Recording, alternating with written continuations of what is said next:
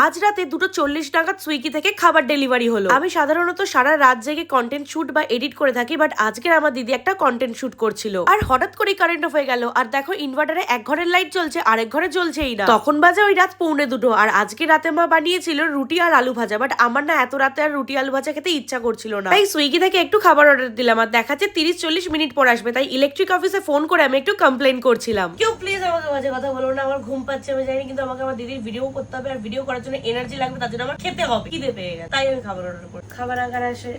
খাবার আসার ভুলভাল বকে চুলটুল আজকে আমি বেরোলাম বাইরে, কারণ যাতে ভূত আমাকে দেখে ভয় পেয়ে না পালিয়ে যায়। এদিকে রাত 2:30টার সময় বাড়ি থেকে বেরোতে না বেরোতে কালু লালু আমাকে পাহারা দিতে শুরু করে দিয়েছে, আর ওইদিকে ডেলিভারি দাদা খাবার নিয়ে হাজির। প্লিজ কেউ এটা বলো না কেন এত রাতে ডেলিভারি বয়কে দিয়ে ডেলিভারি করাচ্ছে। দেখো কাজ আমাদের সবাইকে করতে হয়, উনি ওনার সুবিধা মতন এই টাইমটা বেছে নিয়েছে। তোমাদের কি মনে হয় আমাদের মতন পাবলিকরা যদি রাতে খাবার অর্ডার না করে তাহলে কি সুইগি জোম্যাটো এই ডেলিভারি দাদাগুলোকে বসিয়ে বসিয়ে স্যালারি দেবে? তারা অবশ্যই অনেক কষ্ট করে কাজ করেন, বাট আমরা যদি রাতে এই ডেলিভারি গুলো না নিই তাহলে কিন্তু তাদেরও কাজটা থাকবে না। আমি অর্ডার করেছিলাম চিকেন হাক্কা নুডলস আর কুম্পাও চিকেন, বাট আমার দিদি এগুলো খেতে ভালোবাসে না, তাই ও রুটি আলু ভাজাই খেলো। টাটা।